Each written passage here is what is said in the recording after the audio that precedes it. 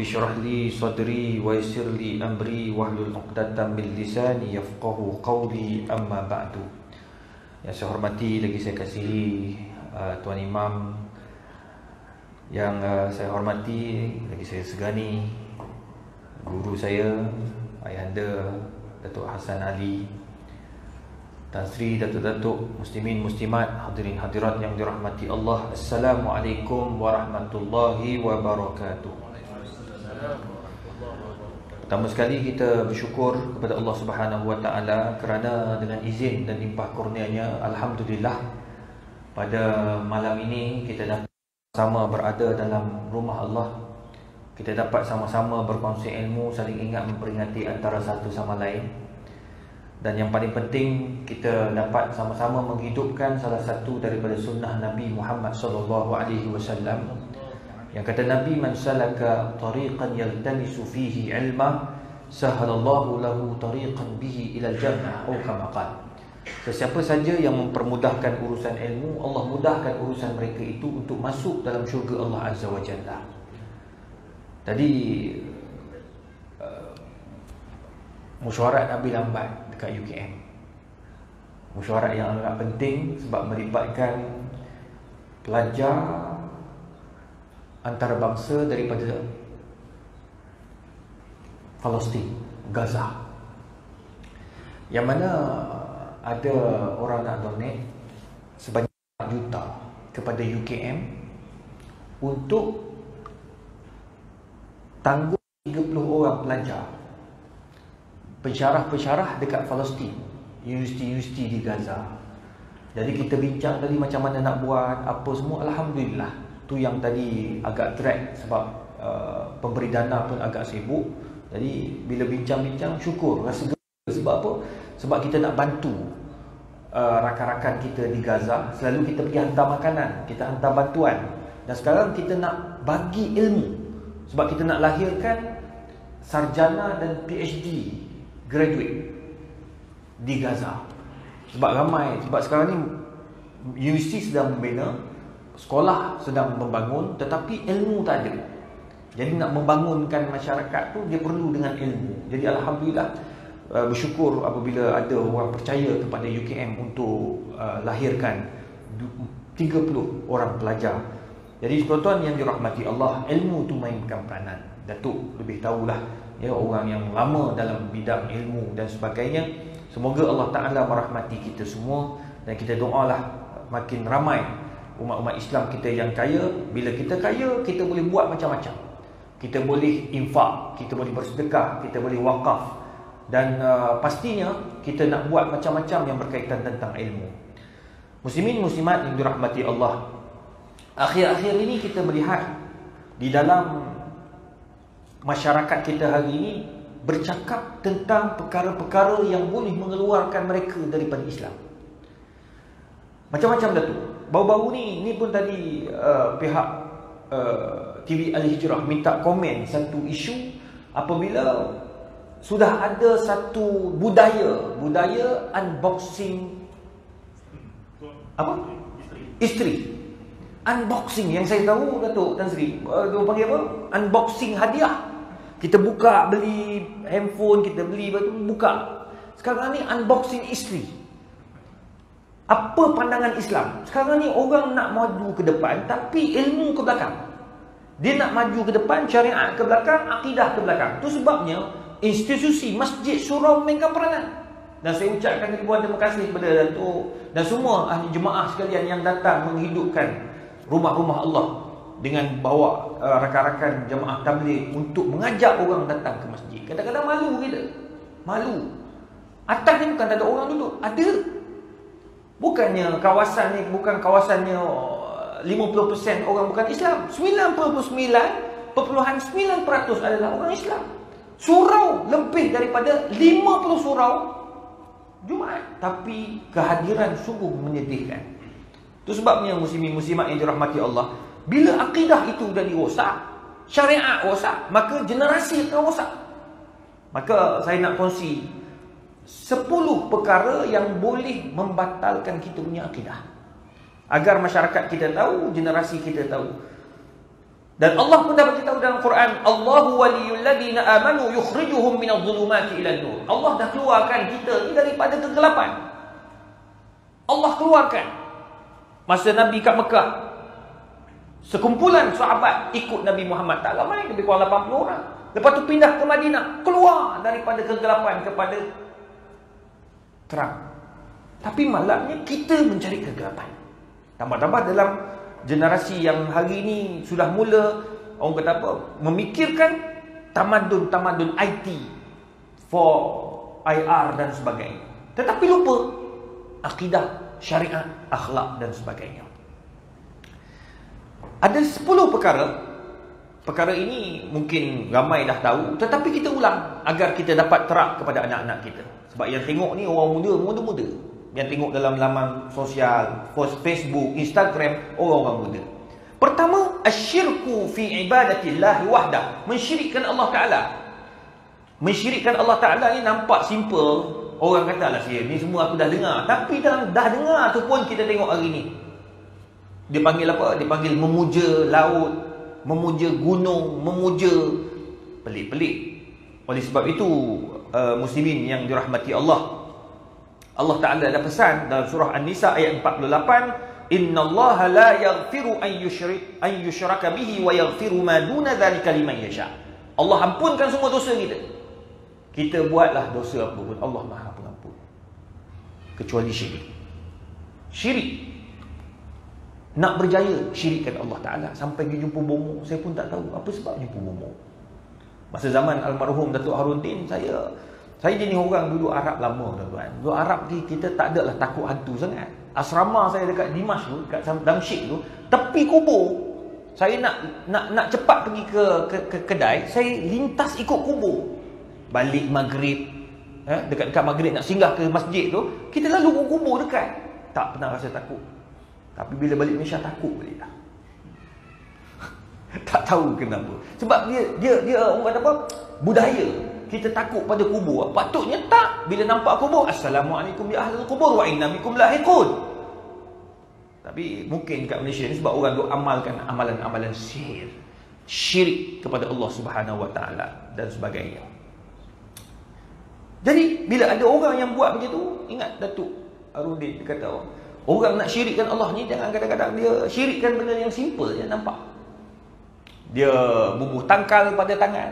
Bila tak pakai gelang tu, kenapa pakai gelang? Oh, saya pakai gelang tu sebab saya nak jaga tubuh saya daripada kena sihir. Tak kira lah dia tu ahli politik ke, dia orang akademik ke, dia siapa pun, sebenarnya dia nak menjaga diri dia dengan apa? Dengan benda-benda yang halus. Na'udzubillah. Itu yang pertama, mensyirikkan Allah Subhanahu Wa Taala. Percaya kepada pada benda-benda yang kufur. Yang kedua, man ja'ala bainahu wa bainallahi wasa'id yad'uuhum wa yas'aluhum asy-syafa'ah. Allah Rabbi. Dia jadikan di antara dia dengan Allah wasa'id, ada penghadang, ada orang tengah. Bila tanya kenapa awak sembah patung tu? Oh, saya sembah patung ni sebab perantara antara saya dengan Tuhan. Tak payah. Allah dah bagi tahu. Wa idza sa'alaka 'ibadi anni fa inni qarib. Allah kata, kau mintalah dengan Allah Ta'ala. Bila nak minta? Malam. Allah suruh semayang malam. Very simple, tuan-tuan. Semayang malam, tuan-tuan, 2 rakaat je kata Nabi. Minimum 2 rakaat. Paling banyak, sebanyak-banyak mungkin sampai masuk waktu subuh.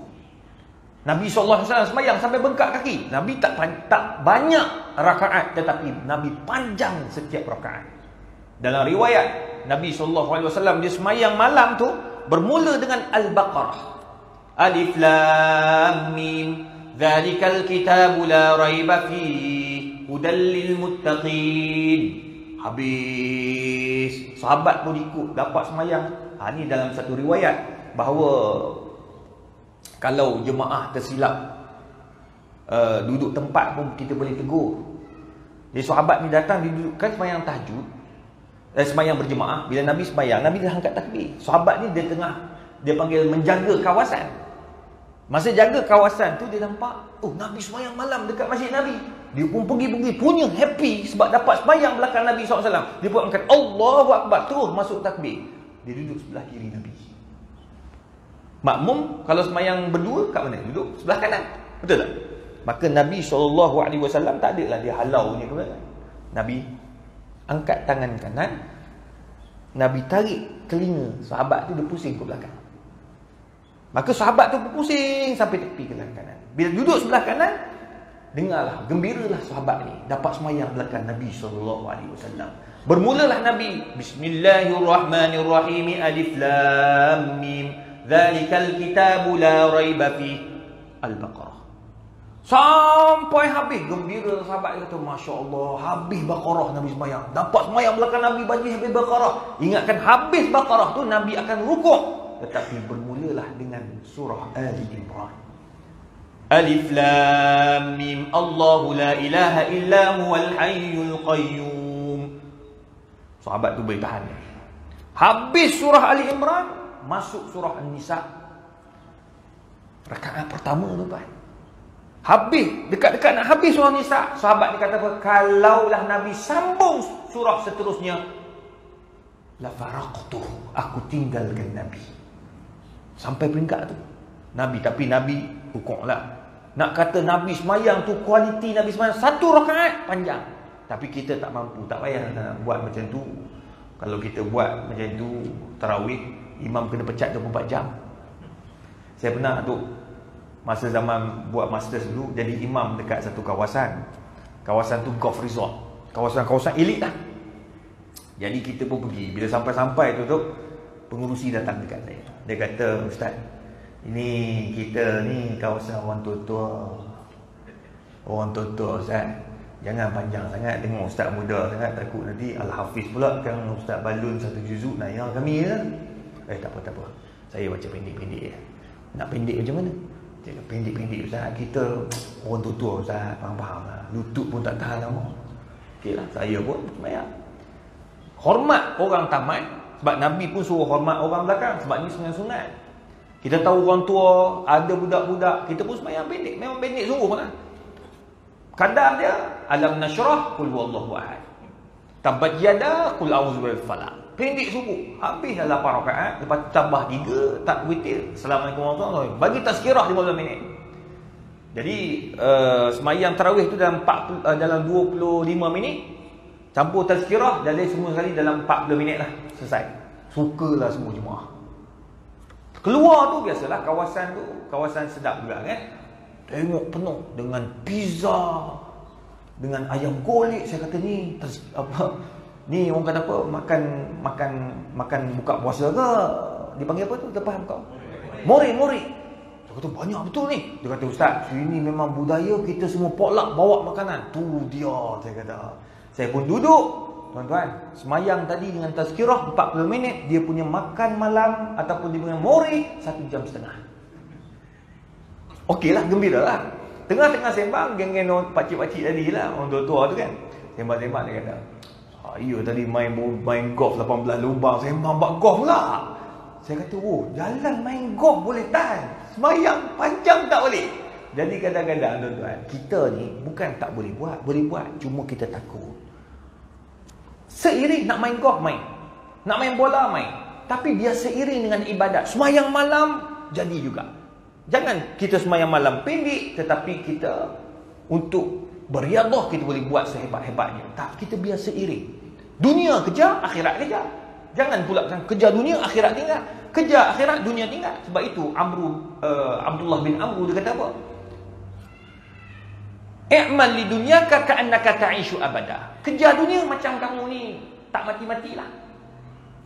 Tapi ingat, lepas tu wa'mal li akhiratika ka'annaka tamutu ghada. Cari akhirat macam esok nak mati. Tuan-tuan, mati tak tahu bila, tuan-tuan. Ni, malam ni kita semua sihat. Tuan-tuan tengok saya tengok tuan-tuan. Tuan-tuan, tidak ada orang boleh tahu bila dia akan mati. Allah boleh ambil umur tengah tidur. Sahabat saya baru ni, orang yang aktif, yang banyak buat program-program agama, geng masjid, geng surau. Balik sembahyang isyak, dia baring dekat sofa. Isteri sedang buat persiapan nak makan malam. Tuan-tuan, sihat walafiat, balik daripada surau, balik duduk baring, elok. Dia cium anak dia tengah main, dia tengok TV ke depan, dia cium, dia tidur baring tepi.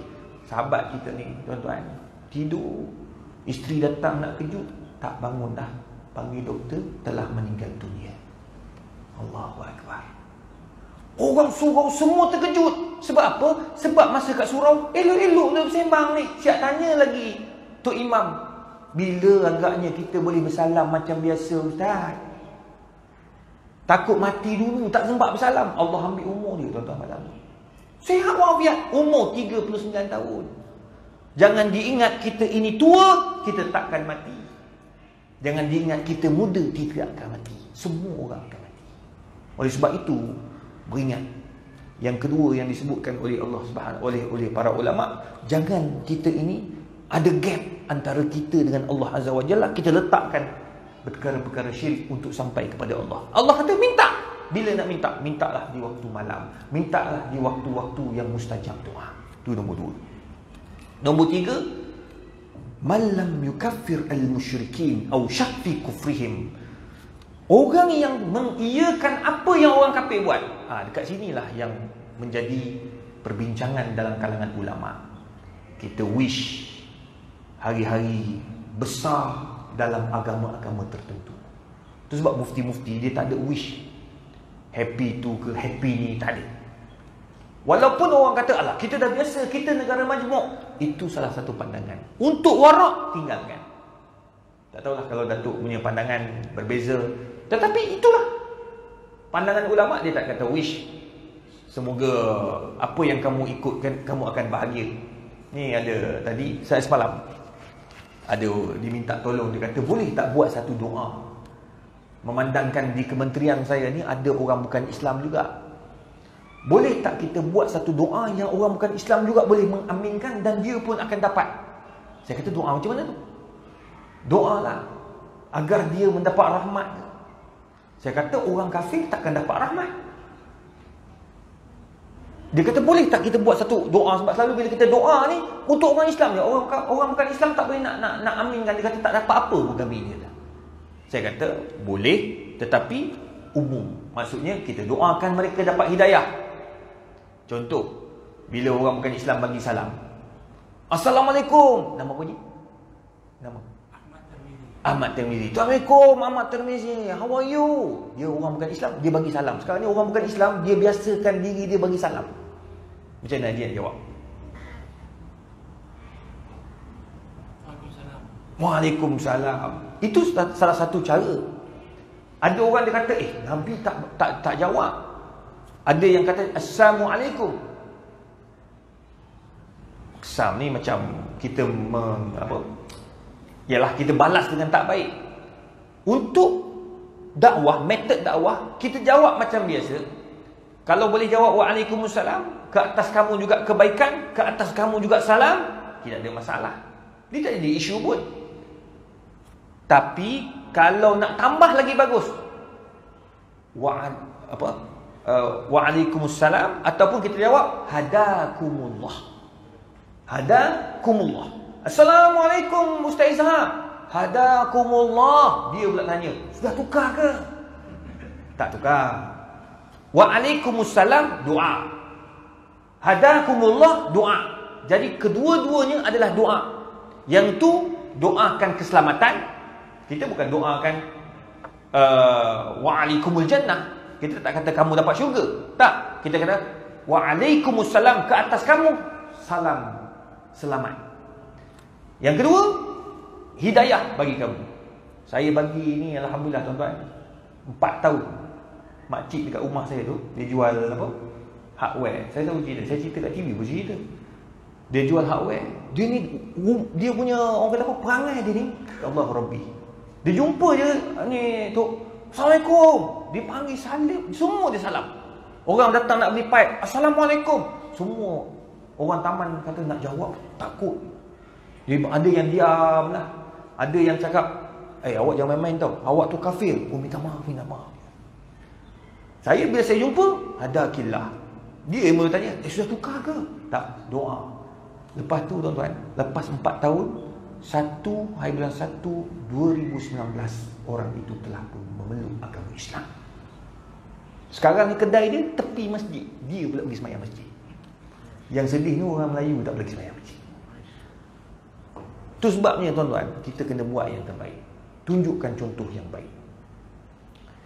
Jadi kita kalau orang tu kafir, dia buat benda yang mengkufurkan, kita kena mengkafirkan. Kufur lah. Kalau benda kafir, kafir lah.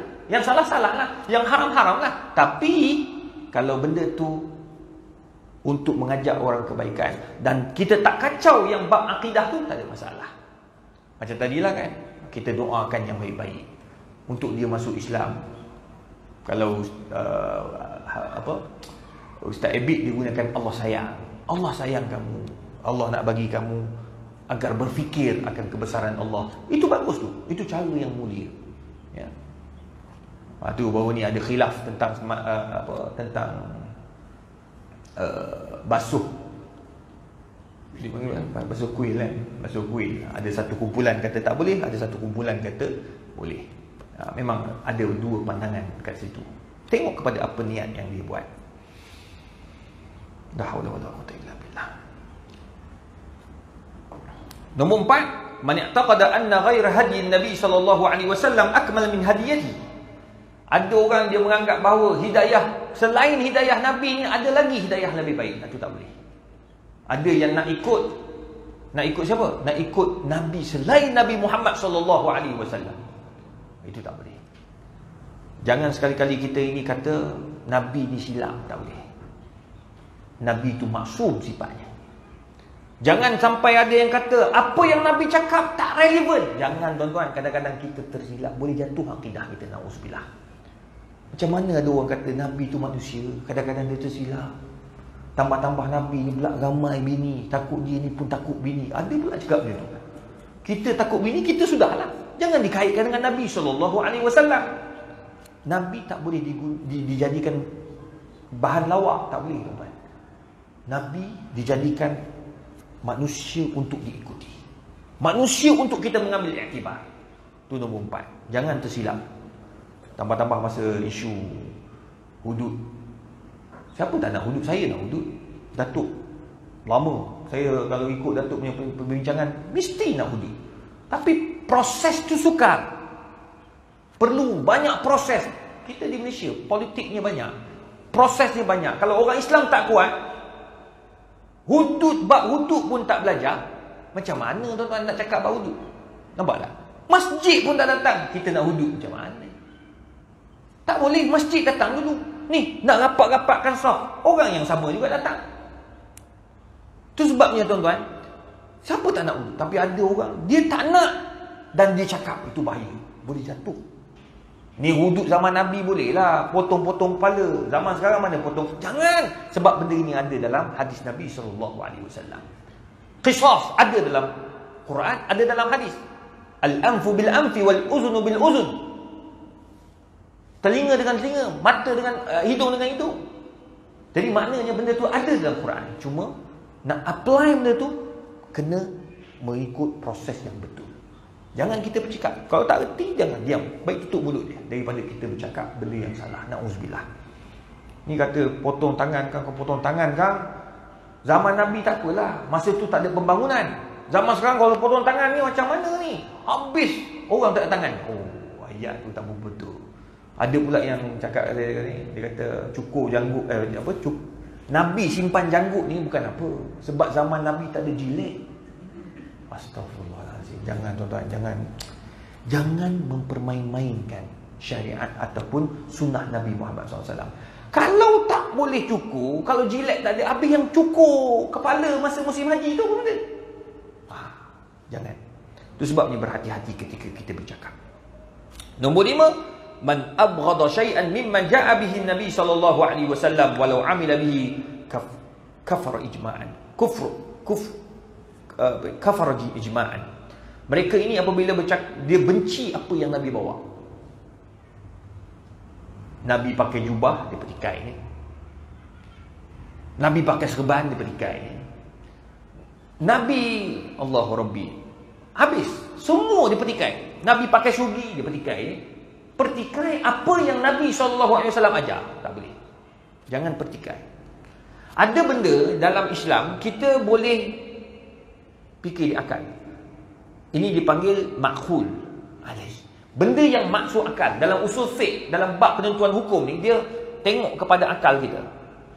Kenapa arak diharamkan? Arak diharamkan kerana apa? Kerana ia adalah memabukkan. Kenapa kita boleh jamak dan qasar? Kerana kita bermusafir lebih daripada 83 km.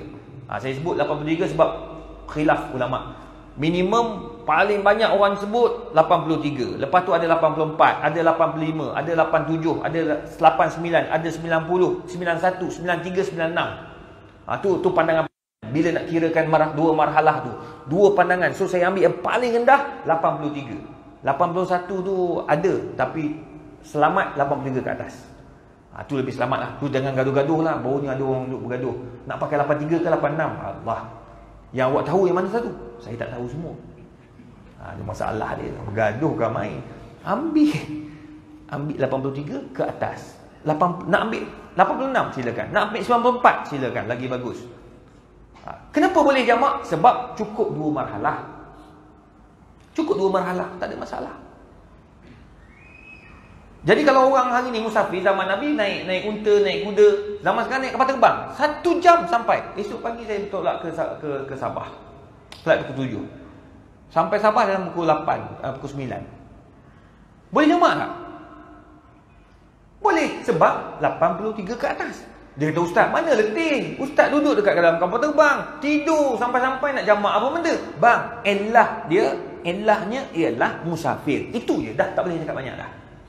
Babi haram. Sebab apa babi haram? Babi haram kerana apa? Dalam Quran sebut. Kalau orang bukan Islam, dia tak boleh kata, aku tak percaya Quran. Dia boleh makan kan? Kadang-kadang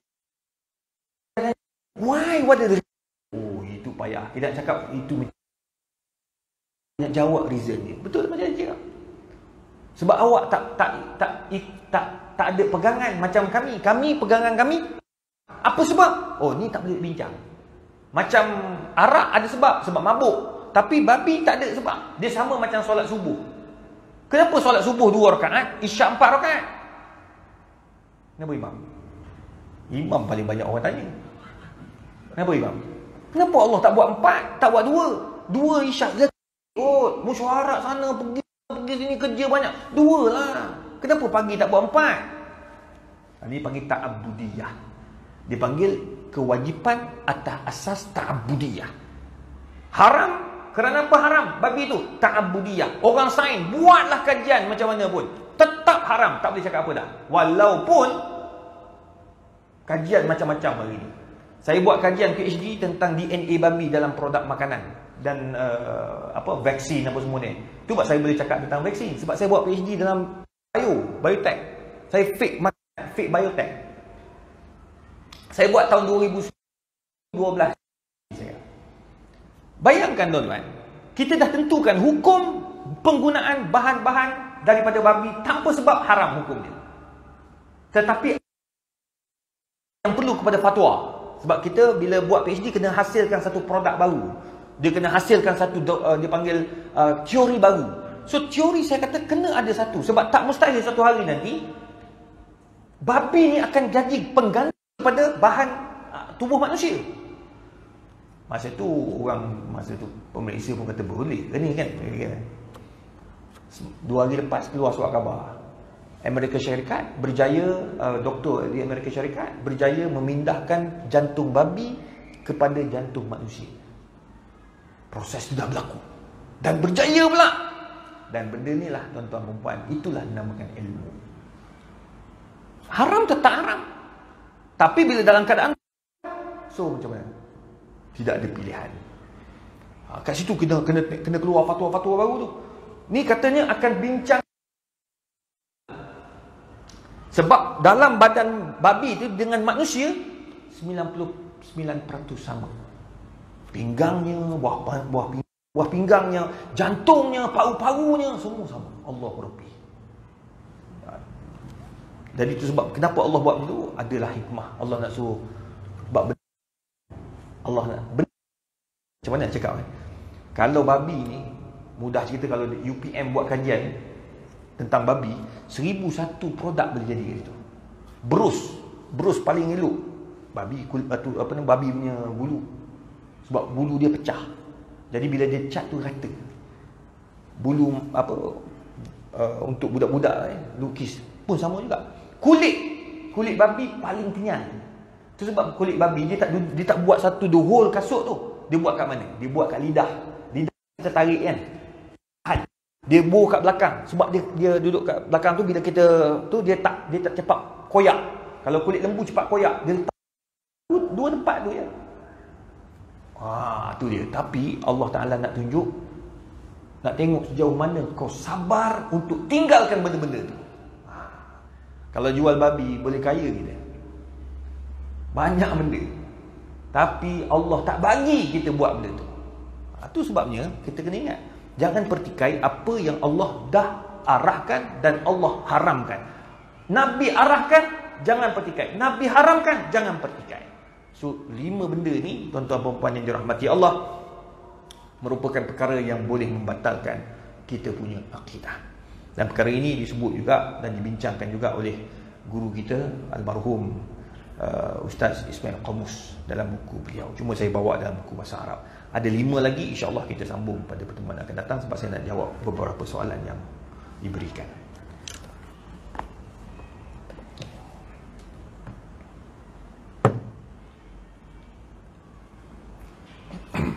Assalamualaikum Ustaz. Apa hukumnya print gambar manusia dan makhluk yang bernyawa, dan adakah halal rezeki yang hasil dari pendapatan pekerjaan itu? Perkara ini telah dibincangkan oleh mufti-mufti seluruh dunia, termasuk Dr. Yusuf Al-Qaradawi dalam bukunya Halal wal Haram fil Islam, dan disebut juga oleh Majma' Fiqh Al-Islami di Kuwait, dan begitu juga dalam fatwa Syekh Al-Azhar di Mesir, bahawa gambar-gambar fotografi ia tidak haram selagi mana bukan membuka aurat, bukan membawa kepada syirik, bukan gambar-gambar patung, bukan gambar-gambar yang menunjukkan kepada agama-agama tertentu, salib dan sebagainya. Kuil tak boleh, semua tak boleh, pakai baju yang ada kuil semua tak boleh benarkan.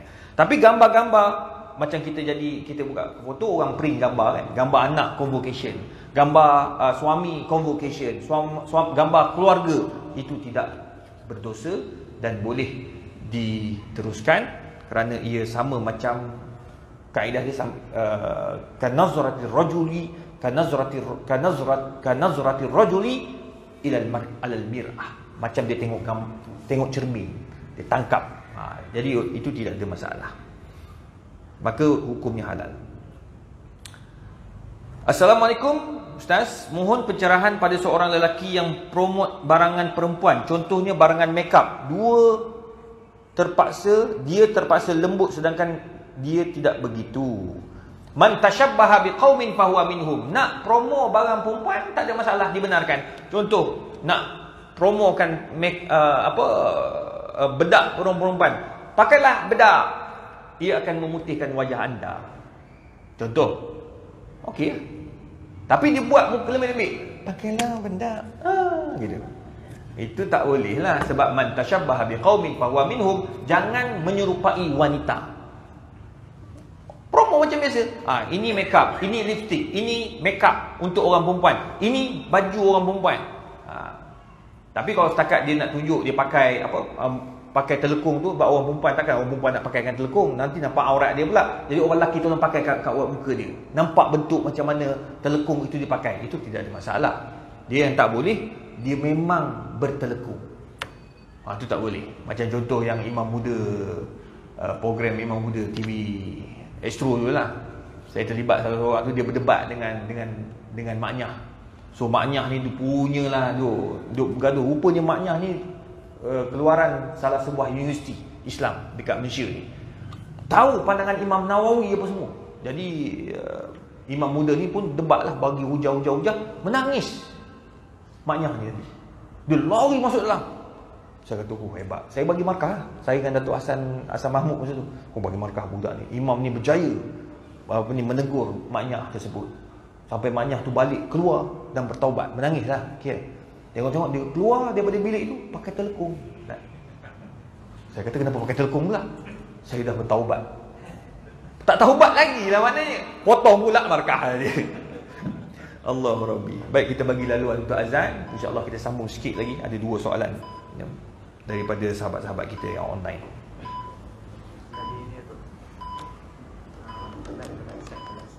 Ha? Alat seks. Perangsang seks. Siapa punya tanya soalan? Hang tanya.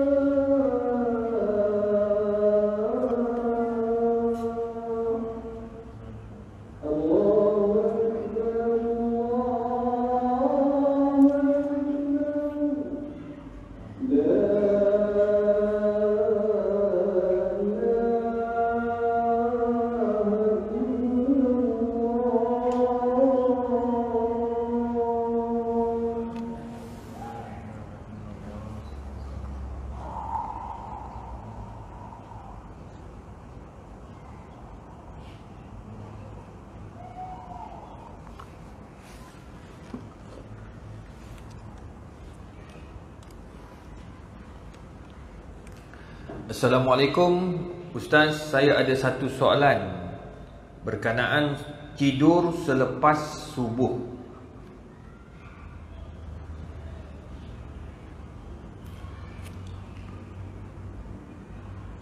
Kalau tidur lepas subuh sememangnya tidak digalakkan. Kalau terlalu ngantuk sehingga terlena, kadang-kadang kita tahan terlena sambil duduk. Tak pokok. Tuan-tuan, tidak ada larangan dalam Al-Quran atau sunnah Nabi tidur ba'da tulu'il fajar ataupun selepas waktu subuh. Lepas sembahyang subuh tak salah tidur, cuma makruh. Kerana Nabi SAW sebut dalam satu hadis yang diriwayatkan oleh Imam At-Tirmizi, apabila kita bangun pagi, kita solat subuh jamaatan, solat berjemaah. Summa yazkurullah hatta yatlu'a syamsi. Kemudian dia duduk dan berzikir sampai naik matahari. Fa inna lahu ajrun ka ajril umrah atau kama qala. Dan dia kalau dia tak tidur, dia berzikir sampai matahari naik, kemudian dia sembahyang 2 rakaat, dia akan dapat pahala apa? Pahala seakan-akan sekali umrah. Allah Rabbi. Itu sebab tak digalakkan tidur. Tapi kalau ngantuk sangat, tidur je lah, tak apa. Sebab dia dah bangun pagi bertahajud, 3 pagi dah bangun tahajud, lepas subuh tu ngantuk sangat, dia baca Quran, tertidur. Afallah, tidak ada masalah. Allah anggap tidur itu satu ibadah. Tambah-tambah tidur dalam masjid pula. Tu orang dengar kuliah dia tidur, pahala. Jadi teruskan tidur. Assalamualaikum Ustaz. Ni saya jawab yang Tok Imam tanya. Tok Imam tanya lain macam hari ni. Tok Hasan Ali ada lain macam dia tanya soalan. Soalan dia menjual alat-alat perangsang seks untuk lelaki dan perempuan. Segala perangsang-perangsang itu adalah harus, tidak ada salahnya jika diguna oleh suami dan isteri. Itu jelas. Pertama. Nombor 2, dibenarkan selagi mana ia tidak mendatangkan mudarat. Saya baru saja bincang dengan seorang pakar kulit dan pakar sakit puan. Boleh guna alat-alat itu jika alat-alat itu yang berkualiti baik. Jangan beli yang murah-murah sebab takut luka dan boleh mendatangkan mudarat. Itu tak boleh. Walaupun kubi aidi kemudian luka. Jadi sekarang ni hukum ni boleh tak boleh? Boleh, harus. Yang jadi haram bila digunakan untuk maksiat, itu tak dibenarkan. Itu dipanggil penggunaan alat-alat tambahan untuk seks. Kenapa Ustaz nanya benda ni? Macam-macam. Tuan-tuan jangan pelik sebab saya ikhlas saya cakap. Dalam tahun 2001 ada lebih kurang 20 kes ke atas. Maksudnya kurang daripada 30. 20 ke atas, bawah 30 kes mak bapak jumpa alat-alat tersebut dalam bilik anak-anak remaja. Jadi berhati-hati, kita jangan ambil mudah. Benda ini telah dijual secara berluasa di laman sosial dan sebagainya. So berhati-hati. Nauzubillah. Itu sebab bawalah anak-anak datang masjid. Budak ni datang masjid. Ni insya-Allah tak ada masalah budak ni. Ni anak simpan kat rumah, main game, dia tengok TV, YouTube dan sebagainya. Datang masjid lah tuan. Bila bawa anak, bapak kena ikut. Bapak bawa anak. Bila bawa anak, mak seorang kat rumah, mak datang juga. Dia datanglah, ya. Tak ada masalah. Baik, soalan yang terakhir, yang banyak soalan masuk ni, jadi saya jawab pilih-pilih je lah, ya. Assalamualaikum Ustaz. Apa kaedah yang digunakan pakai oleh mufti penjarakan soft di dalam masjid ni? Tak habis lagi masalah ni. Adakah jika ia rapat penyakit itu akan berjangkit? Melihat kepada keadaan semasa masyarakat rapat di tempat lain, tapi di dalam masjid kena ranggang. Saya sendiri pun tak setuju. Tapi ada kaedah. Kaedah merenggangkan soft ini dipegang oleh mufti-mufti, oleh ulama-ulama berdasarkan mengambil maslahat yang lebih besar. Dipanggil tinggalkan benda yang mudarat. Mudarat tu apa benda? Jangkitan. Sebab kajian yang KKM buat, di antara 1 meter dia boleh berjangkit. Dengan pakai mask ni pun, kalau lebih 1 meter insya-Allah dia lambat. Dia bukan tak berjangkit tapi lambat. Itu satu. Itu kajian yang diorang buat. Yang kedua, rapatkan soft ini sunat. Dia bukan wajib dan bukan rukun solat. Cuma sunnah Nabi rapat apabila tidak ada isu-isu seperti ini hari ini. Macam contoh wabak. Wabak ni yang macam ni tak pernah ada di zaman Nabi SAW. Dia mula zaman bila? Zaman Umar. Kemudian ada lagi di zaman, beberapa zaman antara zaman Osmaniyah dan beberapa zaman di zaman Abbasiyah. Perkara itu berlaku dan terdapat riwayat yang masjid juga ditutup ketika itu. La solatan jama'atan, tidak ada solat berjemaah ketika itu. Kita hari ini dijarakkan soft saja. Cuma saya doalah satu hari nanti akan rapat balik. Dan isu rapatkan soft ini, mufti semua nak rapat. Tapi bila dengar macam-macam pandangan daripada KKM-nya, lepas tu kena simpulkan data-data itu, kemudian dipersembah ke Duli Yang Maha Mulia Tuanku.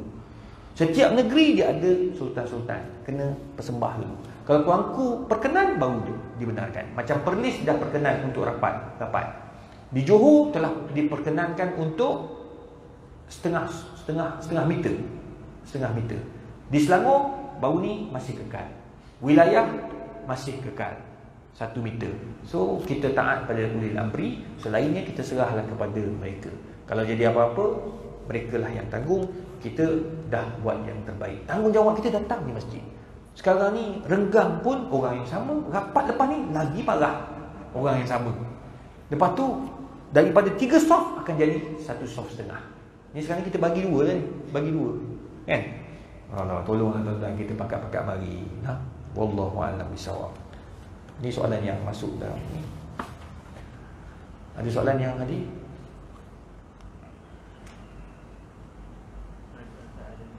Hukum peniaga online yang jual produk berjenama terkenal tapi yang tiruan dengan harga yang lebih murah dan sebagai alternatif. Okey, dah. Okey. Difatwakan oleh mufti-mufti termasuk mufti antarabangsa seperti Dr. Said Ramadan Al-Buti, Wahbah Az-Zuhaili dalam Fiqh Al-Islami, begitu juga Dr. Yusuf Al-Qardawi dalam buku Fatawa Al-Mu'asarah, menjual barang-barang tiruan yang bukan original hukumnya haram kerana man ghasya falaysa minna. Siapa yang menipu, ia bukan daripada sunnah Nabi SAW. Mungkin ada yang tanya, dia kata, habis kami nak pakai yang branded tapi nak beli yang tipu. Kenapa perlu menipu? Dah tahu kamu tak mampu pakai branded, tak payah pakai branded, selesai masalah. Betul tak? Pakailah jenama-jenama biasa. Oh, pakai biasa tak nak. Sebenarnya tak ada beza kan. Pakai branded ke tak branded ke, bila mati yang RM4.5 semeter juga kita pakai. Jadi tak payah jual benda-benda yang tak branded, yang branded yang bukan original. Sebab kita mengambil hak orang lain. Na'udzubillah. Jadi takut kita termasuk dalam ayat Quran, la ta'kulu amwalakum bainakum bil batil. Mengambil hak orang dengan cara yang salah. Jadi tak payah. Kalau kita tak mampu, buat cara tak mampu. Kalau mampu, insya-Allah belilah, tak salah. Ada orang dia mampu, dia beli handbag sampai 7,000, tali pinggang sampai 11,000. Dia mampu. Tanya berapa gaji dia? Gaji saya sebulan ustaz tak mahal mana, lebih kurang 99,000 je. Okeylah, rezeki dia. Kan? Apa masalah dia? Rezeki dia. Baru ni ada seorang saya kenal, dia tokai apa benda tahu, jumpa pun masa kita tengah bantu orang susah dekat Hulu Langat. Dia datang pakai Velfire tahun 2019. Dia masuk ni dalam air, terus mati tepi jalan. Saya kata, kenapa datang bantuan bawa Velfire ni? Harga kat 500,000 kan? Tak apa Ustaz, dunia semua Ustaz. Ni sekarang ni orang ni sedang keluar 40 hari dekat jalan tu. Keluar 40 hari. Bukan cak ayam ni orang. 40 hari. Rosak tepi jalan. Lepas tu baru ni jumpa 2 hari lepas, 3 hari lepas jumpa dia. Kereta tu macam mana? Ustaz saya jual lah. Saya jual, saya ambil Range Rover. Tukar pula harga kereta lagi mahal 800,000. Dia kata, Ustaz saya rugi kereta 500,000, Allah ganti dengan 800,000. Tu rezeki dia lah. Orang macam ni pun keluar 40 hari. Kita yang gaji cak ayam tak keluar, malu tuan-tuan. Duk, terima kasih Duk datang ke surau ni. Dan insya-Allah tuan-tuan puan, kita pakat-pakatlah ajak sahabat-sahabat kita. Ramai tu yang nak datang, semua diorang risau takut COVID. Ya, jadi tak apalah, kita doa kata kat masjid ni antara yang selamat. Sebab nak masuk tadi semua ambil wudu.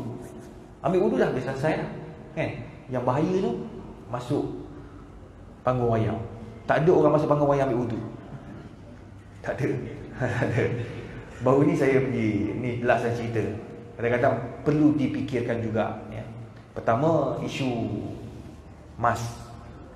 Saya dah cakap pada ketua pengarah MKN baru-baru ni, harap-harap dia faham lah kan. Berlakon dah tak pakai mask. Berlakon, dia orang berlakon, artis berlakon semua tak pakai mask lah. Yang penting dia orang buat swab test. Bukan saja tak pakai mask, bersentuhan lagi, peluk isteri orang pula. Penuh keharaman kat situ. Lepas bila program Tanya Nak Ustaz, program TV1 RTM Forum Berdana, kena pakai mask. Duduk 1,5 meter. Kadang-kadang confuse saya. Itu satu. Mungkin kena fikir balik lah ya. Hiburan tak pakai mask, letih tuan-tuan. Tanyalah Ustaz 2 jam tau. Ni saya kalau tanya Ustaz risau dia. Sebab pakai mask kita jawab hukum, letih. Kita jadi tak ada dia tak masuk oksigen. Oh, kita kadang jawab hukum tu macam tertidur tau. Dia letih sangat. Itu satu. Nombor 2, masa pergi ke mana Sarawak apa ni, habis duduk dalam depan 2 jam. Semua rapat-rapat, tak ada apa dah. Turun kapal terbang nak sembahyang isyak, jamak takhir. Turun kan surau ke depan tu kan, kita jalan surau. Masuk dalam tu, saya jadi imam. Semua sembahyang jarak-jarak, pusing belakang, semua geng dalam kapal terbang tadi. Dalam kapal terbang rapat-rapat, sembahyang rapat jauh pula. Jadi kita doa lah pakat-pakat, kita doa biar Allah Ta'ala jauhkan daripada wabak ni, dan kita bolehlah sama-sama rapatkan balik. Dan yang paling penting, kita pakat-pakat hidupkan dulu masjid dalam rumah Allah. Bila ramai masjid, surau penuh, sedap sikit tuanku, mufti-mufti nak bersembah depan tuanku, kata, ya tuan, ampun tuanku, masjid sekarang ni rumah semayang sampai jalan raya. Semayang subuh atas jalan raya tuanku, ampun tuanku, tak boleh ni, kena rapat dah. Baru sedap sikit. Ni macam mana sekarang kat masjid? Alhamdulillah 2 soft. Kalau jarak 2 soft tak payah duduk gitu. Jadi kita pakat-pakatlah nah. Wallahu a'lam. A'udzubillahi minasyaitonir rajim. Bismillahirrahmanirrahim. Alhamdulillahirabbil alamin. Wassalatu wassalamu ala rasulil karim wa ala alihi washabbihi ajmain.